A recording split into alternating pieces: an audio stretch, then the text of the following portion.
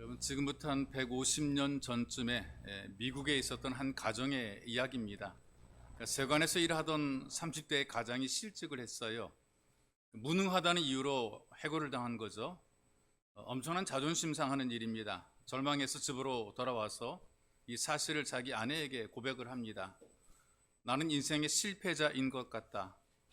나는 어디서도 인정받지 못하는 무능한 남자다. 내가 너무 한심하다. 이런 현실 앞에 마음이 무너져 내렸거든요. 그런데 장가는 잘 간 것 같아요. 아내의 이름이 소피아라는 이름인데 그 지혜롭다 이제 그런 의미가 있습니다. 믿음의 아내입니다. 좌절해서 마음이 무너진 남편에게 펜과 잉크와 원고지를 사서 건네줍니다. 격려하죠. 지금이야말로 당신이 하고 싶었던 글 쓰는 일을 시작할 수 있다. 마음껏 당신이 글을 써보라. 격려해 주었어요. 어떤 아내는 멀쩡한 남편도 무너뜨리고 멀쩡한 남편도 힘들게 만드는데 이 아내는 무너진 남편을 일으켜 세웁니다. 남편은 모든 자신감을 잃어버렸거든요. 내가 과연 글을 쓸 수 있을까? 아내가 남편의 손을 꼭 붙잡고 격려합니다. 당신이 하나님 믿고 의지하면 하나님께서 당신을 도우실 거다. 둘이 같이 무릎을 꿇고 하나님께 간절히 기도했어요. 그 이후로부터 이 사람이 글을 쓰기 시작합니다.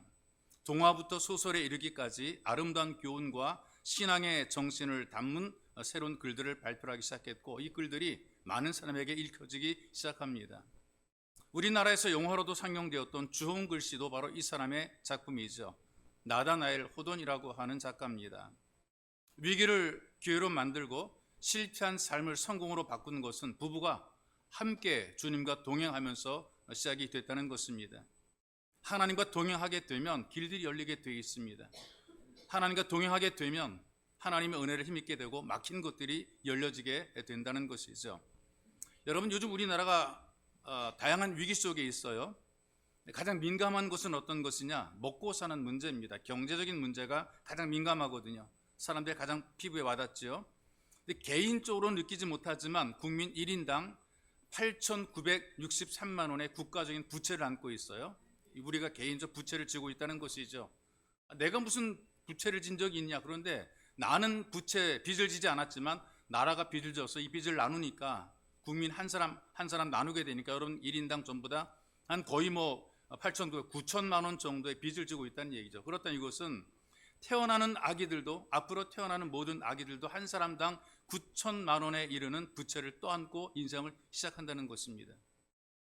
아무것도 난 빚진 적이 없음에도 불구하고 우리는 그런 빚을 등에 업고 시작한다는 것이죠. 그러니 결혼과 출산과 육아에 대한 부담도 굉장히 큽니다. 그리고 모르는 빚을 떠안고 시작한다는 말이죠. 이런 경제적인 위기가 한 가장의 실패가 모든 식구의 실패로 이어지는 경우들이 있습니다. 아내는 가출해버리고 아이들은 보육시설에 맡겨져 버립니다. 어떤 부모는 실직에 대한 부담 때문에 미리 겁먹고 미리 스스로 죽기도 해요. 나 혼자 죽는 것이 참 안쓰럽고 남겨진 가족들이 안쓰럽다고 가족들 다 데리고 죽어요. 이런 현실들이 여러분과 제가 사는 이 세상의 한 구석에서 일어나는 이 빛과 그림자에 속한 현실입니다. 여러분, 지금 살아가는 우리들의 가장 큰 위기는 어떤 것인가? 근본적인 위기는 무엇이냐? 다른 것이 아니라 주님과 동행이라는 믿음이 없는 것이 가장 큰 위기입니다. 하나님이 나와 함께 하신다, 우리와 함께 한다, 이런 믿음이 없기 때문에 나라도 가정도 국가도 개인도 다 무너지게 되는 거란 말이죠.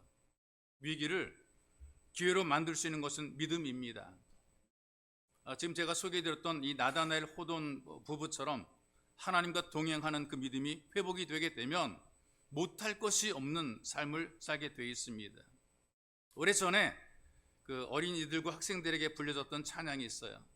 내 하나님은 크고 힘이 있어 못할 것 전혀 없네. 이런 찬양을 불렀단 말이죠. 이 하나님을 향한 믿음이 회복이 되면 못할 것이 없어요. 위기를 극복하게 되는 것입니다. 여러분과 교도한 이 말씀 속에도 위기의 상황이 드러나게 되어 있어요. 한 가정의 아이가 간질병을 앓고 있습니다. 물불을 가리지 않고 아무데나 넘어져 뒹군다, 이렇게 성경이 이야기를 해요. 이걸 볼 때 이 가정, 또 이 아버지와 아이에게는 커다란 위기입니다. 자녀를 돌보는 모든 부모는 똑같아요. 마음은 같은 마음이죠. 살 얼음 위를 걷는 것 같습니다. 아이들이 어떻게 될지 아무도 장담하지 못한단 말입니다. 그런데 이 가족만 위기가 아니라 제자들까지 같은 위기를 만나고 있어요. 간질병을 앓은 이 소년의 아버지가 제자를 찾아와서 고쳐달라고 부탁을 해요. 이 제자들이 아무리 기도해도 안 고쳐진단 말이죠. 능히 고치지 못했다 얘기를 해요. 제자가 실패한 것입니다. 그러니 많은 사람들 앞에서 체면도 구겨지고 자존심도 구겨지고 이 실패의 현장 속에서, 이 위기 속에서 그때 예수님께서 등장하십니다. 예수님이 등장하시게 되니까 모든 문제가 잠잠해지게 되고 완벽하게 해결이 된 거죠. 그 후에 고개를 숙이고 있는 제자들이 예수님께 여쭤봅니다. 우리는 왜 안 될까요? 우리는 왜 귀신을 쫓아내지 못했을까요? 우리는 왜 이 질병을 치유하지 못했을까요? 예수님께서 대답하시죠. 믿음이 적은 연고라. 믿음이 부족하기 때문이라고 말씀하십니다. 그런 여러분, 믿음이 회복이 되게 되면 못할 것이 없습니다. 모두가 안 된다고 고개를 흔들어도 믿음의 사람은 할 수 있게 된단 말이죠. 그럼 여러분, 우리 믿음이 어떻게 회복이 됩니까? 도대체 우리 믿음이 어떻게 회복이 됩니까? 예수님과 동행하면 회복이 되어 있습니다. 한 걸음, 두 걸음, 한 발짝, 두 발짝 주님과 함께 가게 될 때에 우리 믿음이 회복이 되게 되어 있어요. 그래서 이 동행은 어떻게 출발이 되느냐? 예수님에게 나오는 것부터 출발이 되는 거예요. 문제를, 고민을, 아픔을, 상처를 가지고 오면서부터 이 주님과 동행이 시작이 되는 거죠. 여러분 어떻게 예수 믿으셨습니까? 여러분들 가운데는 부모님들이 예수 믿으니까 뭐 몇 대째 믿는다 그런 분들이 있잖아요. 따라서 예수 믿는 사람들이 있죠. 부모님의 신앙을 본받아 잘 되는 경우들이 있고요. 또 어떤 때는 또 부모님들의 믿음이 좋지만 그러나 자녀들은 이상하게 그 도라이가 나오는 경우들이 있습니다. 그래가지고 이상하게 아주 반대쪽으로 가는 그런 사람들이 있단 말이죠. 그래서 전도받아서 사람들 통해서 예수 믿게 되는데 그 믿음으로가 아니라 습관적으로 나오다 보게 되면 이런 현상이 만들어지기도 해요. 이름만 되면 알 수 있는 큰 교회입니다. 고등부에서 예배를 드리고 있어요. 근데 그 고등부 예배에 그 교회 권사님 아들인 학생인데 예배 시간에 늦게 나옵니다.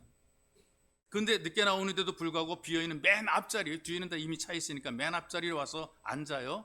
그것도 뭐 그렇다고 칩시다. 그런데 목사님이 설교하는데 가방에서 소형 카세트 하나를 딱 꺼내더니 이어폰을 귀에 꽂고 듣고 있는 거죠. 요즘 말로 말하게 되면 스마트폰에다 그 아이팟을 꽂아가지고 듣는단 말이에요. 거기에 음악이 흘러나는데 음악을 듣고 있는 겁니다. 그런데 이 지도교사가 그런 모습 보면서 그거 참 보기가 예의에 맞지 않는 것 같아가지고 불러가지고 야 불러도 애가 알아듣지 못해. 왜? 음악 듣느라고 선생님이 불러도 못 알아듣는 거예요. 그래가지고 가까이 가서 귀에 있는 것 이어폰을 뺐어요. 또 예배 시간에 뭐 하는 짓이냐? 뭐하러 왔어? 집에 가! 그랬어요. 그랬더니 아이가 이렇게 얘기를 합니다. 선생님, 저 좀 봐주세요. 가정의 평화를 위해서입니다. 정말 교회 가기 싫은데 안 가면 집안이 시끄러진다는 거예요. 그래서 내 그냥 앉아 있으니까 나 좀 제발 좀 봐주세요. 이렇게 교회 와서 예배를 드리는 아이도 있다는 것이죠.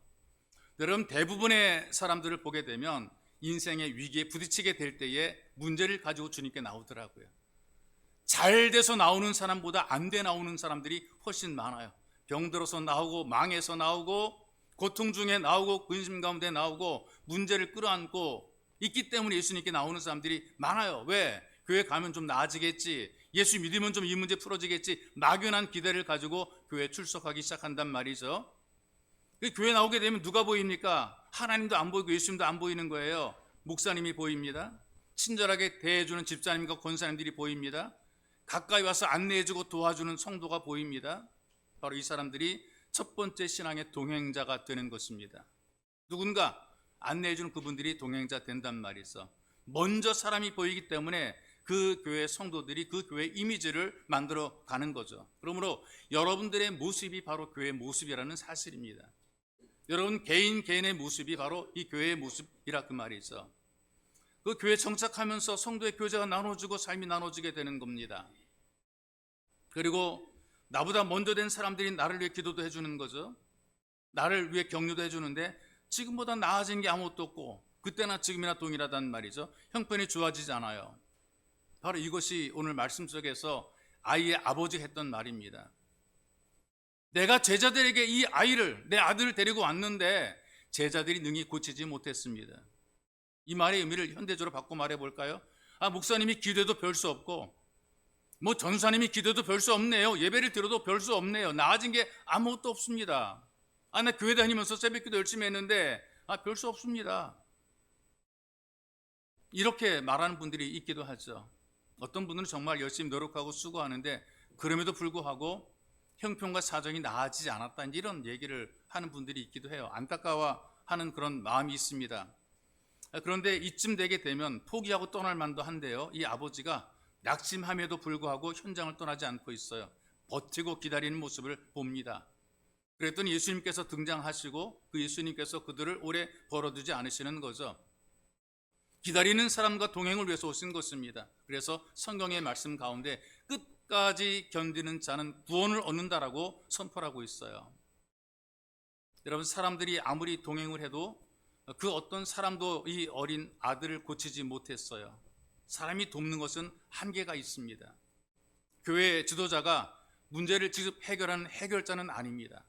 주님에게 안내하는 동행자일 뿐입니다. 하나님을 바라보게 만드는 표지판의 역할을 하는 거죠. 그래서 주님과 동행하는 믿음의 사람이 되기 위해서 사람들 앞에 오는 것만 배워서는 안 되는 것입니다. 사람만 바라봐서는 안 된다는 얘기죠. 물론 주변의 사람들이 믿음을 격려해 주기도 하고요, 여러분들 동기도 부여해 주기도 하고요, 여러분들 신앙생활에 긍정적인 영향을 주기도 합니다. 그런데 사람은 믿음의 대상이 아닌 겁니다. 우리가 사람이 해결할 수 있는 것은 없습니다. 예수님이 문제를 해결하는 것이고 하나님께서 문제를 해결하는 것이, 우리가 아무리 대단해도 문제를 해결하는 능력이 없단 말이에요. 여러분들이 언제까지 사람만 바라보고 있을 겁니까? 누군가 이 문제를 해결해 주겠지? 아닙니다. 여러분들이 무릎을 꿇고 입을 열어서 하나님 아버지를 부르며 하나님께 직접 기도해야 그 하나님께서 여러분들을 도우시는 것입니다. 막연하게 와서 쭈그리고 앉아만 있다고 되는 것이 아니라 여러분들이 입을 열어 하나님을 찾고 하나님의 도우심을 구하고 하나님과 동행하려는 의지를 가지고 있을 때에 그 하나님께서 여러분과 함께 하신다는 사실을 기억을 해야 되는 거예요. 문제가 해결이 되지 않을 때 생각해 보세요. 내가 해결하려고 애쓰고 있지 않은가? 이거 내가 풀어보려고 고민하고 있는 것이 아닌가? 내가 누군가를 의지해서 누구 때문에, 아니면 내 주머니를 믿고 있지 않는가? 이걸 잘 생각해야 되는 거예요. 내 통장을 믿거나 어떤 사람을 믿거나 내 능력을 믿는 것이 아닙니다. 우리는 예수에게 문제를 가지고 와야 되는 거예요. 그 예수님과 동행을 해야 문제가 풀려지게 되는 거란 말이죠. 학생들이 공부를 해요. 근데 공부를 제대로 할 때는 복습과 예습을 하지 않습니까? 근데 복습과 예습을 어떻게 하는가? 선생님들이 숙제를 내주잖아요. 숙제를 내줘가지고 배운 거 복습하게 하고 앞으로 배울 것을 예습하게 만든다, 그 말이죠. 근데 혼자 하다 보게 되면 어떤 한계 부딪힐 때가 있어요. 안 됩니다. 내가 잘 모를 때 어떻게 합니까? 더 잘하는 친구에게 물어보거나 선배한테 물어보면 되죠. 그런데 문제를 낸 선생님이 더 확실하게 알 수 있거든요. 여러분들의 인생 속에 얽히고 설킨 문제는 어떻게 해결이 되는가? 예수님께 가지고 나와야 되는 거란 말이죠. 지금 제자들도 해결하지 못한 이 문제를 예수님께서 해결하는 모습을 성경이 보여주고 있습니다. 예수님의 손에 의해서 아이가 회복이 됩니다. 문제가 다 해결이 되는 거죠. 혹시 여러분들 가운데 지금 당장 문제가 해결될 가능성이 없어 보일 수가 있습니다. 그런데 그럼에도 불구하고 예배의 자리를 끝까지 꾸준히 지키는 믿음이 필요한 것이죠. 문제를 가지고 주님께 나와서 내가 주님과 동행하고 만날 때까지 하나님 아버지 이름을 부르면서 하나님의 은혜를 간절히 갈망하면서 주님께 도움을 요청하면서 예배자가 되는 것이 중요합니다. 그러면 바로 그때 우리가 예수 그리스도를 만나게 되고 예수님과 동행하게 되는 것입니다. 예수와 동행할 때 문제가 해결이 되는 겁니다. 그래서 여러분들이 예수님과 동행함으로 믿음이 회복이 되고 주님과 함께 가는 예배자로 끝까지 동행하시기를 주님의 이름으로 축복합니다. 또 한 가지 동행이라고 하는 것은 믿음으로 함께하는 것입니다. 서로 믿지 못하는 사람이 가는 것을 동행이라고 얘기를 하지 않고 동상이몽이라고 그러죠. 가는 것 같이 가는데 생각이 다르다. 이 사람들은 함께하는 것, 동행하는 것이 아닙니다. 동행은 믿음입니다. 서로의 신뢰란 말이죠. 함께 가야 되는 거란 말이죠. 자, 이 본문의 말씀 보니까 제자들이 간질병 걸린 소년 위해서 간절히 기도하는데 나름대로 최선을 다한 거잖아요. 해보려고 했단 말이죠. 그런데 아무 역사가 안 나타난 겁니다. 그 어떻게 됐느냐? 자기들의 무능만 드러났잖아요. 자존심이 구겨졌지요. 별로 쓸모없는 사람처럼 취급이 되어버렸어요. 아이 아버지가 제자들에게 데리고 왔지만 능히 고치지 못하더이다. 이 말이 무슨 말입니까? 당신의 제자가 무능하다, 그렇게 얘기를 한단 말이에요. 당신의 제자는 아무것도 할 수 없고 능력이 없는 사람들입니다라고 고발하는 겁니다. 근데 여러분, 이 제자들이 정말 무능한 사람들은 아니거든요. 이 전에 성경을 읽어보게 되니까 제자들에게 권능이 나타나는 것을 보여줍니다. 예수님께서 2명씩 짝을 지어서 전도하러 보냈단 말이에요. 사람을 도울 수 있도록 병 고치는 권능을 주었고요, 귀신을 쫓아낼 수 있는 권능도 주었습니다. 사람을 만나서 복음을 잘 전할 수 있는 특별한 지혜와 언변도 그들에게 주었단 말이죠. 제자들이 전도하러 둘씩 갔어요. 가다가 병자를 만납니다. 간절히 기도하니까 병자가 나아요. 정신적으로 결박당해서 미친년 미친놈 소리 듣는 사람들 봅니다. 예수의 이름으로 명해서 귀신들을 쫓아냅니다.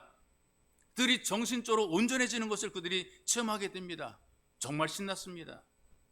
가서 예수님의 이름으로 전도하게 되니까 그들이 예수를 받아들이고, 예수의 이름으로 병든 자의 손 얹으니까 병든 자 고침받고, 나사렛 예수 이름으로 더러운 귀신아 물러가라 소리치니까 귀신들이 쫓겨나가고, 이야!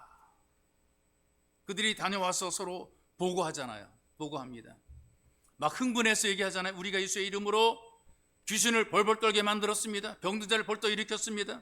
그래서 사람들이 말할 때 좀 더 자기들이 한 일에 대해서 좀 이렇게 좀 부풀려서 얘기하잖아요. 뻥쳐가지고 허풍을 좀 집어넣어 얘기하잖아요. 아마 소위 말하는 썰을 풀었을 거라 그 말이 있어. 대단합니다.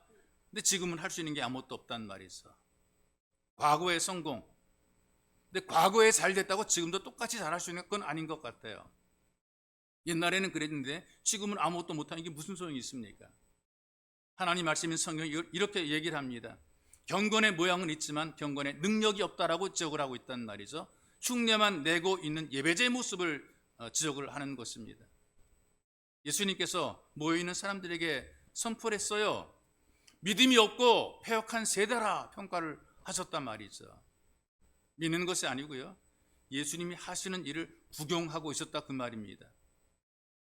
지금도 예배를 드리러 오기는 와요. 근데 예배 현장에 구경뿐입니다. 보는 거예요. 예배를 보고만 가는 사람들이 많다는 것이 있어. 예배자로 주님과 함께 한다는 것 불편합니다. 그래서 오랜 세월 교회를 다녔지만 주님과의 동행이라고 하는 그 말이 왠지 불편합니다.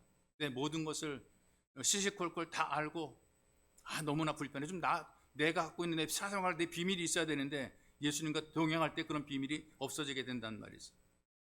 좀 내게서 좀 멀리 떨어져 주시면 좋겠고, 좀 나를 좀 멀찌감치 봐주시면 좋겠고, 나랑 너무나 바짝 붙어 동행하지 않으면 좋겠고, 좀 내가 내 마음대로 하고 싶은 대로 살면 좋겠고, 그런 마음들을 가지고 오니까 예배당에 와서 구경만 하고 간다 그 말입니다. 그리고 예수님이 동행하든지 말든지 아무런 관심도 없고요, 좋은 말 듣고 가는 겁니다. 사람과 함께 어울리고 밥 먹고 그리고 동호회 모임처럼 하다 가는 거란 말이 있어. 진짜 중요한 게 뭔지 모르는 겁니다. 여러분에게 묻고 싶은 게 있는데요, 화장실 여러분 가시잖아요. 가시면은 뭐부터 나옵니까? 소변입니까? 대변입니까? 이거 제가 옛날에 우리 안윤 장로님이 청년들에게 물었던 그런 기억을 제가 해요. 우리 윤정순 권사는 썸 탈 때 그때인데요, 윤정순 권사 그때 옆에 있었거든요. 안윤주 장로 왈 소변이 먼저 나오고 그다음에 대변이 나온다 이렇게 얘기를 하더라고요. 그 말을 듣던 윤정순 권사가 한마디 합니다. 연구 많이 했네. 연구 많이 했네. 정확하게 말하게 되면요, 급한 게 먼저 나오게 돼 있어요. 급한 게 먼저 나옵니다. 믿음이 없는 사람들 보니까요, 위기를 만날 때 급한 게 나와요. 아이고 예수고 뭐고 다 급하면 절에도 막 갑니다. 용하다 그러면 무당도 막 찾아가요. 급하면 위기 만나면 어디든지 예수님 없어도 괜찮고 어디든지 간다 그 말이 있어. 뭐 점친다 그럼 무식해 보이니까 운명 철학관에 가서 글로 풀어본다, 또 그렇게 또 얘기를 하시는 분들이 있기도 하고요. 이름 때문에 안 된다 그럼 이름도 바꾸려고 그러고, 묘지를 잘못 썼다 그러면 이장도 하고요. 뭐 집터가 좋지 않다 그러면 또 이사 가야 된다 집을 내놓기도 하고, 참 이게 급하게 되면, 위기를 만나게 되면 별게 다 나와요. 다 위기를 만나면 온갖 게 나온단 말이죠. 그래서 여기 모인 사람들에게 예수께서 말씀하시기를 믿음이 없는 패역한 세대라고 책망을 하셨습니다. 이런저런 이유 때문에 아무것도 못하는 무기력한 사람이 된 거죠. 그런데 이 제자들에게 하시는 말씀을 보니까 믿음이 적었다, 믿음이 없다가 아니라 믿음이 적었다. 얼마나 다행입니까? 없으면 큰일 날 텐데 그래도 믿음이 적어 실패했다는 것이 있어. 믿기는 하는데 확실하게 믿지 못하고 믿을 듯 말 듯 그러니까 100번이라도 실패하게 되는 겁니다. 믿을 말든 확실하지 못하면 실패하게 되고 오히려 상처 입고 시험 드는 경우들이 굉장히 많아요. 예전에 우리 학생 지도교사 또 있을 때 전도사 있을 때에 대부분 학생 청년 주도로 여름 수련을 떠나게 되죠. 여기 계신 어른들도 많이 갔을 겁니다. 가서 발표하고 그랬을 터인데요.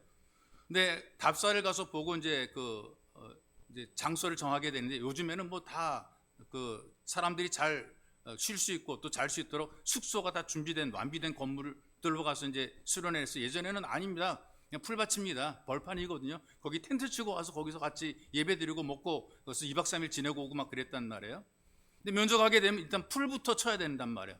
사람 발길이 안 닳았으니까 풀들이 막 자라가지고 풀 뽑아야 되고 텐트를 칠 수 있는 자리를 골라서 만들어야 된단 말이죠. 그래서 풀 꼽고 낫절하고 막 그러는데요.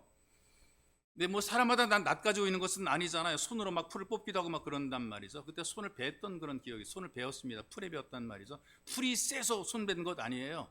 날카롭고 강해서 손 벤 것이 아니고요. 내가 어설프게 잡아 뜯었기 때문에 손을 벤 거란 말이죠. 확실하게 움켜쥐고 뜯어내야 풀이 뽑히는데 어설프게 자꾸 뽑히니까 풀은 그대로 내 손만 쓱 하고 손이 베게 되더라 그 말이에요. 여러분, 신앙생활에든 어떤 일을 하든 확실해야 되는 거예요. 잡을 때 완벽하게 잡아야 되는 거. 어설프게 잡으니까 안 되는 거란 말이죠. 확실하게 주님과 동행하지 않게 되면 우리 어설프게 신앙생활하게 되면 오히려 시험 드는 경우들이 많아요. 믿어도 소용없다 이제 그런 소리 한단 말이죠. 뭐 한때는 간절히 주를 의지해서 성공했던 때가 있었습니다. 지금 실패한 거 왜 그렇습니까? 온전히 안 믿으니까 실패하는 거란 말이죠. 예전에 능력이 나타났는데 지금은 왜 안 됩니까? 자기 솜씨 나타내려고 하니까 안 되는 거예요. 내가 이만큼 잘한다, 내가 이만큼 대단하다, 내가 이만큼 능력이 있다, 자기를 드러내려고 하다가 실패하는 거란 말이죠. 여러분 삶 속에서 도대체 되는 일이 없거들랑 예수님과 확실하게 동행하셔야 됩니다. 우리가 믿고 주님과 함께 동행하게 되면 길이 열리게 돼 있단 말이죠. 주님과 동행하며 길 열어가시는 예수 가족이 되시기를 주님의 이름으로 축복합니다. 또 동행은 기도를 통해서 누리는 은혜입니다. 기도로 동행하는 거란 말이죠. 왜? 소통이 돼야지 동행이지, 가면서 아무 말도 하지 않고 가는 게 동행입니까? 너는 너대로 나는 나대로 똑같은 길을 계속 가는 걸 동행이라고 말하지 않거든요. 소통이 돼야죠. 뭔가 좀 통해야죠. 여러분들이 믿음의 회복이 되고 못할 것이 없는 사람이 될 수 있는 방법, 21절에 20절에 보면은 그 말씀하고 21절에 없음입니다. 없음. 21절에 거기는 없다고 되어 있어요. 그런데 같은 내용이 다른 곳에는 있습니다. 그러니까 사본이기 때문에 거기 없는 경우들이 있어요. 그런데 다른 데는 그 말씀이 있단 말이죠. 어디에 나오냐? 마가복음 9장 29절에 보니까 그 뒤에 나온 여기에서 없는 말씀이 거기에 기록이 되어 있어요. 그래서 공간복음, 이 마태복음, 마가복음, 누가복음 읽어보게 되면 서로 빠진 것을 보충하고 있단 말이죠. 마가복음 9장 29절에 이렇게 얘기를 합니다. 기도 외에는 이런 유가 나갈 수 없다 그랬어요. 다시 기도해야 가능하다 그 말이거든요. 기도하는 마음 자세가 예수를 바라보는 것이고 예수님과 동행한다, 그런 의미를 가지고 있는 것입니다. 여러분, 애들이 이제 말을 막 배우기 시작하잖아요. 옹알이를 하고 말을 배우기 시작할 때에 그 대부분의 부모들이 다 똑같더라고요. 엄마, 아빠 이거부터 가르치더라고요. 이거 불어 가르치는 거예요. 눈을 마주치면서 얼굴을 보면서 아이들한테 계속해서 엄마, 아빠 이거 자꾸 소리내서 하라고 가르친단 말이죠. 근데 애들 눈에는요, 딱 그 사람이 그 사람이거든요. 누가 엄마고 누가 아빠인지 애들 잘 몰라요. 그런데 자꾸 눈 맞추고 말하고 그러다 보게 되면, 계속 그러다 보게 되면 확실히 알게 돼요. 아, 이 사람이 우리 아빠로구나, 이 사람이 우리 엄마로구나 알게 되는 거란 말이죠. 엄마 아빠를 부르면서 자기에게 도움 주고 문제를 해결해 주고 못하는 것을 할 수 있도록 해주는 분이 누구인가 알게 되는 거예요. 엄마 아빠를 부르면서 나를 도와주는 분이 누구인가를 느끼게 되는 거라 그 말이죠. 이 땅에 똑같은 사람들은 너무나 많이 있어요. 비슷한 사람 너무나 많이 있어요. 남자 많고 여자 많이 있단 말이죠. 같은 나이대에 많은 분들이 있어요. 그런데 아무나 아빠가 되고 아무나 엄마가 되는 것은 아니잖아요. 내가 늘 불렀던 그분이 엄마이고 내가 늘 불렀던 그분이 아빠란 말이죠. 그래서 아이들이 엄마나 아빠를 부를 때는요, 믿고 바라보는 거예요. 나를 도와줄 줄로 믿고 바라보는 거예요. 엄마라고 부를 때 믿고, 내 소리를 듣고 나를 도와줄 줄로 믿고 바라보는 거라 그 말이 있어. 여러분, 우리가 그리스도인들이 계속 기도하게 되면 예수를 바라보게 되는 것이고 예수님을 의지하게 되는 것이고, 그러다 보면 나도 모르게 믿음이 회복되는 것이고 그분이 누구인지 알게 되는 겁니다. 기도를 통해서 우리는 소통이 가능하고 예수님과 동행하게 되는 거죠. 그러면서 못하는 것을 하게 되고 안 되는 것을 되게 만들어 가는 것입니다.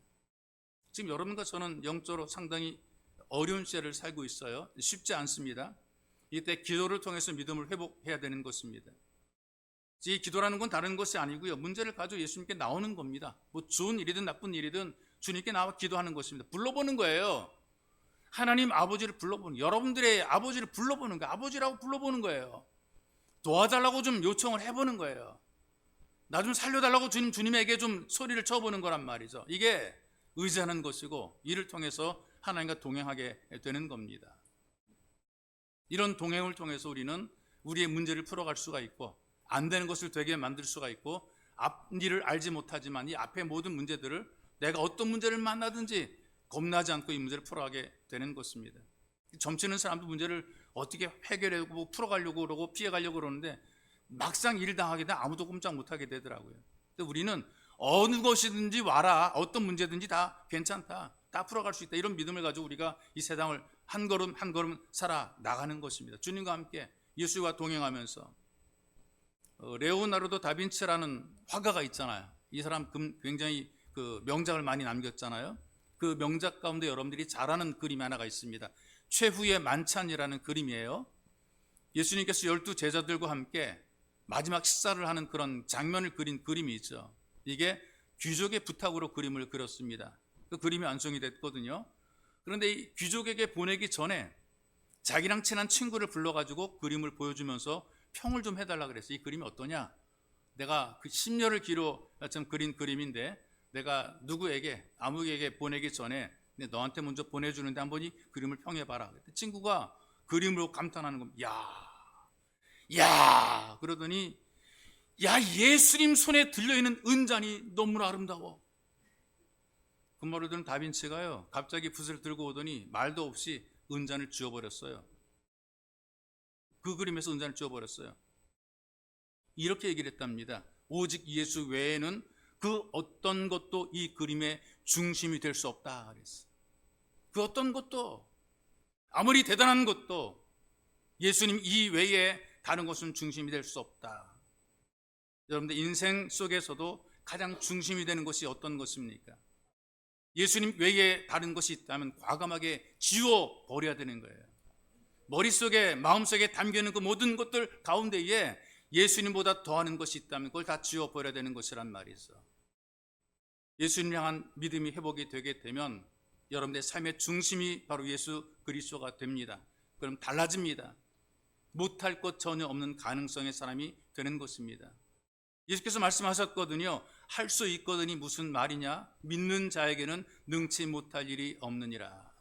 예수님과 동행함으로 말씀처럼 살아가시기를 주님의 이름으로 축복합니다. 우리 기도합시다. 나는 평생 주님과 동행하렵니다. 특별히 2026년 시작으로 더욱더 주님과 가까이 동행하렵니다. 나는 주님께 나오는 예배자로 살겠습니다. 늘 주님께 나오겠습니다. 나를 불러주옵소서. 내가 주님께 나오도록 내 발걸음 인도해 주옵소서. 나를 결단시켜 주옵소서. 여러분 기도하시고요. 두 번째로는 오직 예수님의 믿음으로만 살겠습니다. 주님, 우리가 믿음으로 동행하겠습니다. 확실하게 신뢰하며 주님 뜻대로 살겠습니다. 나를 도와주옵소서. 그리고 우리는 예수의 이름으로 기도로 동행하려고 합니다. 하나님, 기도할 수 있도록 내 입을 열어주시고 하나님 향해 아버지라 부르게 도와주옵소서. 내 속에 있는 것들 아버지에게 고백할 수 있도록 은혜를 베풀어 주옵소서. 그래서 2026년도 살아가면서 오직 동행, 주님과의 동행, 예수 가족과의 동행, 교회와의 동행 할 수 있도록 은혜 베풀어 달라고 함께 기도합시다. 기도하겠습니다. 살아계신 아버지 고맙습니다. 우리들에게 새로운 한 해를 주시고 2026년도에는 동행이라는 신앙의 주제를 가지고 믿음으로 살기를 간절히 원합니다. 주님께 나와서 오직 주님과 동행하려고 합니다. 하나님만 바라보고 동행하려고 합니다.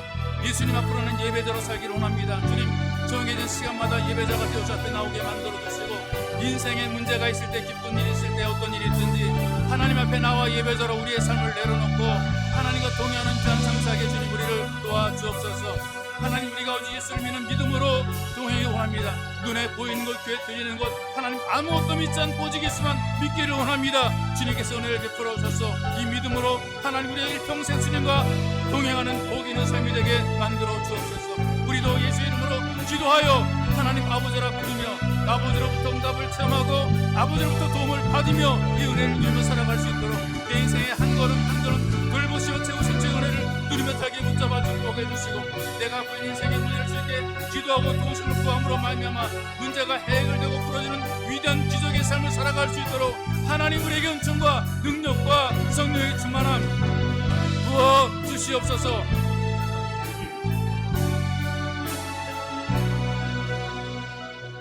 살아계신 아버지, 우리가 2026년도 주님과의 동행, 교회와 예수 가족과의 동행을 통해서 예수님 앞으로 나오는 삶이 되게 도와주시고 참된 믿음을 가지고 주 앞에 예배자가 될 수 있도록 오직 주님만 믿는 믿음을 가지고 살아갈 수 있도록 우리에게 은총을 베풀어 주시며 주님, 우리 가운데 그 누구도 주의 이름을 부르지 못하는 자가 없도록 다 입을 열어 하나님 아버지라 부르는 은혜를 누리며 살아갈 수 있도록 기도의 문들이 열리게 만들어 주시고 하나님의 도우심을 받아 충분히 능력을 체험하는 복 있는 예배자가 되기를 하나님 간절히 원합니다. 우리가 간절히 입을 열어 기도할 때에 우리 형편과 사정과 처지를 아시고 가장 적절하게 가장 필요할 때 가장 확실할 때 우리에게 은혜를 베푸셔서 우리로 하여금 처음보다 나중이 잘되게 만들어주시는 하나님의 은혜가 있기에 입을 열어 기도함으로 동행할 수 있도록 은총을 베풀어 주옵소서. 우리 가운데 약한 것들이 부족한 것들이 채워주고 고쳐지고 회복이 될 수 있도록 은혜 베풀어 주시기를 간절히 원하오며 보배로 우신 예수님의 이름으로 기도하옵나이다. 아멘.